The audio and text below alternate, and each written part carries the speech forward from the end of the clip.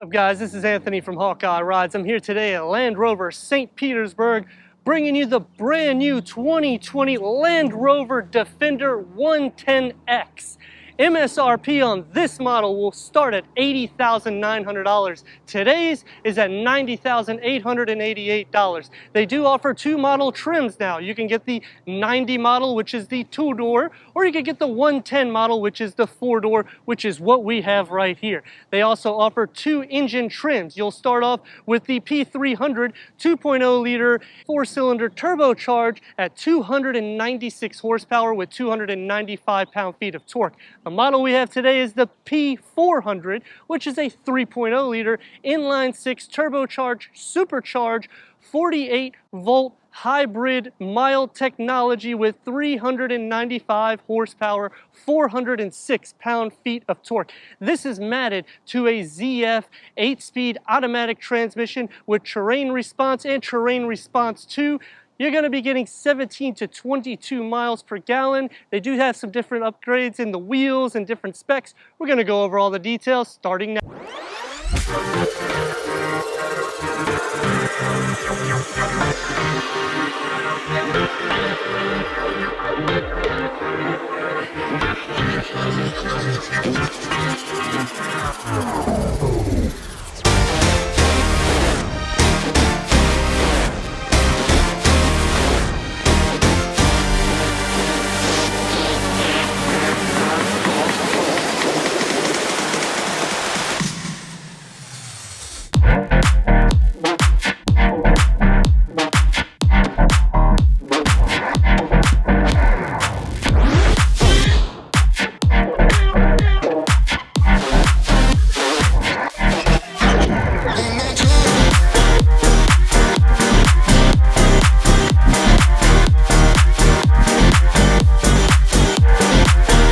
A little bit of history about the Land Rover Defender. This vehicle actually dates back to 1948. It wasn't until the British government decided from Willys Jeep, the Chevrolet trucks that they used to use for the actual military, back in 1945 to make their first prototype FV 1800. This was also known as the Austin Champ. It wasn't until 1949 that they actually purchased their first Land Rover Series 1.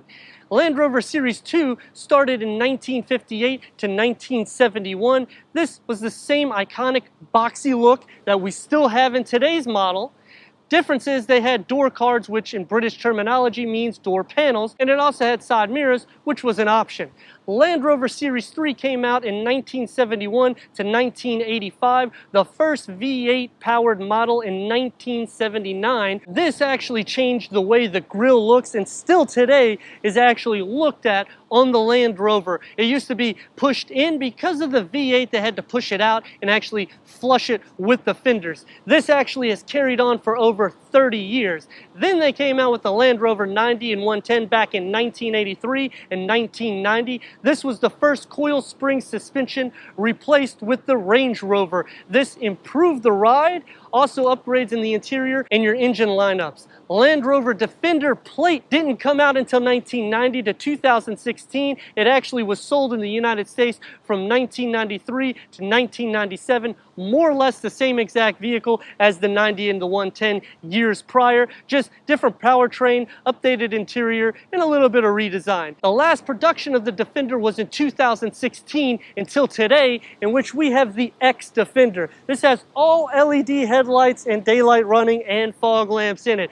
I also like the aesthetic look. It literally can raise and lower the suspension. This one has an air suspension. You also have this area here where you can actually climb on if you want to climb from the tire onto here and onto your roof for any of the off-roading capabilities that this vehicle can do. The length of this vehicle is at 197.6 with a wheelbase at 119. Now your Model 90 will actually be smaller, which we'll show you later on, than the 110 by the exterior and the interior components. This vehicle also will have your orange brake calipers set with the 22-inch wheels. These are blacked out. These are actually the top of the line wheels you can get. They start with 18-inch wheels. This vehicle also has 4 different packages in which you can opt for. Accessory packs like an Explorer pack, an Adventure pack, an Urban pack. Has a lot of different things. The vehicle was also tested 745,000 miles, and it completed over 45,000 individual tests to make sure that this was the toughest Land Rover ever made.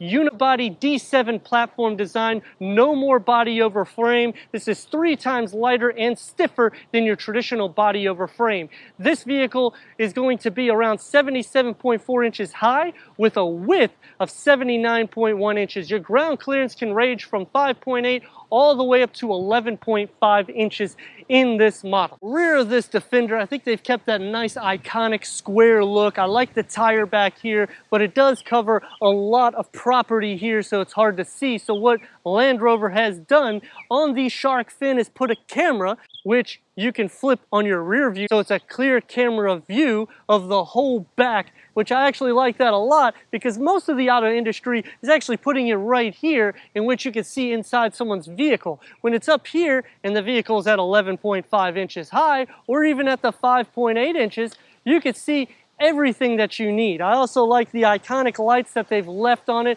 kind of mimicking the Series 1 and 2, going inside to the cargo space at 11 cubic feet, maxing out at 69 cubic feet. You also have some storage here in the door panels, a little arm thing to close it. You also have 8,201 pounds of towing in this Defender. So what I figured I would do is show you what the main difference between the 90 and the 110 is size-wise. You're going to start off with the length at 27.4 inches smaller. You basically are going to lose your cargo capacity. Your wheelbase is actually going to be about 17.1 inches smaller, so you figure your wheel will be right in this vicinity.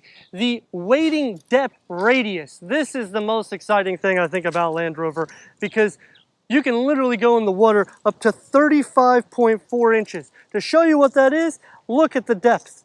You literally are halfway in the water with this vehicle. So you could do quite a bit of off-roading capabilities. You could actually put a tent on top of the vehicle. They have racks that hold 400 pounds nearly on top as well. So it shows you how sturdy it is. You also have cargo packs that can go here on both sides of the vehicle. Otherwise, if you don't, I think if you get this black exterior look with the tinted windows, it looks really nice because it kind of closes this in and you can't really tell that that's not actually a window. Inside, it does kind of give a little bit of an eyesore. However, they give you these safari windows which are right here, which actually help with any claustrophobic feel. And here's the Land Rover Defender key fob so you can see what it looks like. We're also going to flip those lights on so you can see how that is. And we're going to raise and lower the suspension so you can really see how high and how low this vehicle can go. So now we're going to raise the suspension in this Defender, and as you see opening the door, my head is actually above the door itself. We're going to raise the suspension, which you only have to push it a couple of times to do so, and it will raise to the max clearance. It actually raises relatively quickly with this air suspension. If you are doing any off-roading or if you are doing anything in the water, this will literally make it super easy. And all the sensor functionality also helps maximize that depth for the wading. Now, if you look, my head is underneath the actual door. And let me know in the comments what you think about this Defender. This is the Model 110X, so this is actually a pretty special model because this is the top of the line tier for the Defender.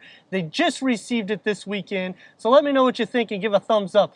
Now we're going to go in the interior. Inside this Defender, you're getting 40.6 inches of headspace, 39.1 inches of leg space, which is really good. This is your Pivi infotainment screen. It's a 10-inch. This also has your Navigation Pro in it, Apple CarPlay, Android Auto. It has some really cool things as well, which we'll go through right now. Now with this, you can also do wade sensing, which this is also really good because if you're going in any water terrain, this will literally tell you how deep your vehicle is and the max water you can go in. You can change it to your 4x4 information, which will show you every single thing in this four-wheel independent suspension. You can go into your terrain information, and this basically shows you all of the things this vehicle is capable of doing in different settings. So you can do your eco, your comfort, your grass, gravel, snow, mud, ruts, sand, rock crawl, wade, and you can configure your own. You can actually click it on the fly and do anything you want. The configuration, you would just click over here and you can make up to 4 different custom terrains in this model. It actually will even tell you the vehicle dimensions. One reason why you want to see this is because if you have raised the vehicle and you're going into a parking garage, it will change the structure of the height. That's why you want to see the dimensions on this. You can also change it to your off-road capabilities, and it'll show you at what degree and how the vehicle is actually pivoted. And you can also change for off-roading on here. So this is actually really cool because this is your hood. And when you turn the wheels, it will actually turn here on the diagram. If you click these further cameras, you'll get the 3D, which is really nice because this is something you could just slide over and you can literally see every dimension all around you, and you can see how clear it is. Look, you can see the cracks in the asphalt and everything. Also, it's right now, so you see how I hit the brake? I'd let go of the brake. You also will get multi-function buttons here, so it kind of cleans it up, keeping that contemporary look that Land Rover's liking. Rubber materials throughout, and I can't stress that. Even on top here, you can put some cup holders, or you can put this rubber here, put anything, and it doesn't move. That's why they do it. Everywhere you can kind of hold, nothing moves, feels very strong. Inside here, an actual refrigerator. You can fit 2 or 3 bottles of water, a charging pad for your phone, more charging capabilities here, more storage in here, more storage behind your 10-inch LCD connected navigation Pevi Pro infotainment screen. Also will have a driver digital cluster in your multi-function steering wheel with multi-functionality buttons. On the door panel, I like the robust look with the actual exposed screws, so it gives it that rugged look. This has your upgraded Meridian sound system, 700 watts. Heated and ventilated seats in the front with lumbar support, memory seats for both the driver and passenger, and a heated steering wheel. Entering into the second row, you also have this blind spot for a cyclist. If you're opening the door and somebody's coming behind you, it will alert you, so that way you don't actually open into them. Getting inside, relatively easy. I do have it on the highest position, so it's raised to the max. You can put this down here, and you got a couple of cup holders, another dual climate control setting and multi-functionality, which are ventilated and heated seats in the rear, which is awesome. You can also recline these seats, not necessarily so far back, but you can recline them a little bit. And you can also slide these seats up if you want to make it easier for the third row or to just fit any more cargo inside. You have so much more charging ports in the back seat, also behind both of the front seats as well. You can put your hanger here, or you can actually put the attachment for like an iPad or anything of that. On the door panels, the same scheme is going with the screws that are exposed, that wood and that nice durable rubber texture, and the Windsor leather throughout as well. The vehicle is just very capable for doing any off-roading capabilities. Sliding this up and going into the center, you have so much room in the vehicle. Second row is at 40.4 inches and 38.4 inches of leg space, and you have that even in the center. For the third row of this Defender, I'm at 40.7 inches of headspace, which is quite a bit.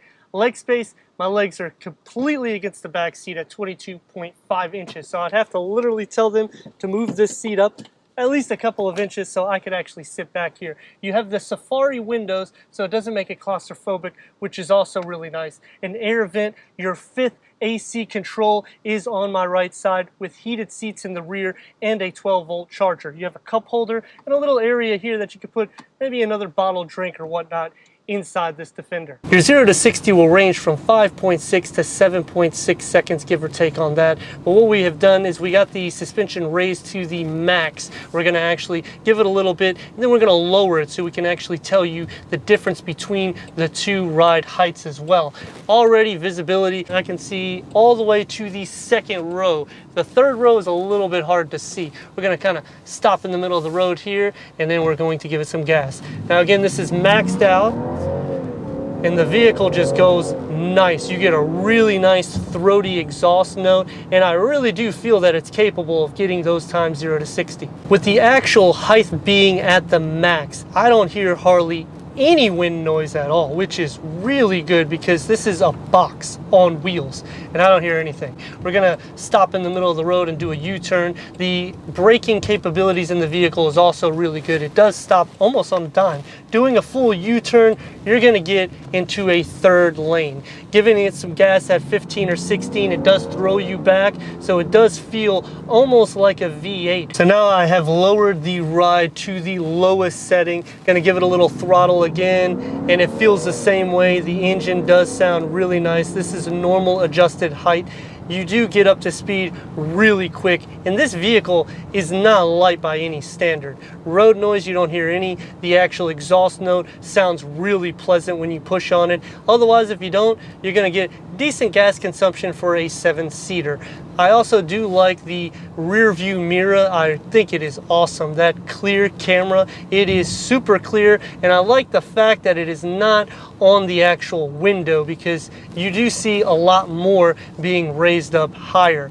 The blind spot sensors in the vehicle is very easy to see. I feel that there's so much room in the inside because of the way they've maxed out this box look. A couple of things that I dislike about it, and this is going to happen with any automotive industry, the air vents, because they have these grips everywhere, it actually blocks the particular air vents where they are. So maybe in a year or so they'll redesign it to fix that. Riding on these 22-inch wheels actually feels more like a 16 to 18-inch wheel. So the comfort with that air suspension, you also have independent suspension and double wishbone suspension. It's just really nice. I also like how they have given you a bigger steering wheel in this Land Rover, because it just tells you that this is a bit of a bigger car, because when you're actually sitting in the driver's seat and you don't look back, you don't necessarily feel that there's a third row. You only feel that there's 2 rows, and it almost feels as if the second row is your actual cargo space. So I think they did an excellent job with that. Let me know what you think in the comments. We're going to take this back to the dealership, go over that 360-degree reverse camera, and wrap this review up. Going over your reverse cam, it does have 360 degrees as well. When you turn, the lines do move. It does have kind of a highlighter effect. I'd like to thank Tanner here at Land Rover St. Petersburg for giving us this 2020 Land Rover Defender X for our car review. If you're already a subscriber, thank you for being part of the Hawkeye community. If not, click the subscribe button, check out the details, the merchandise, and everything we do here at Hawkeye Rides.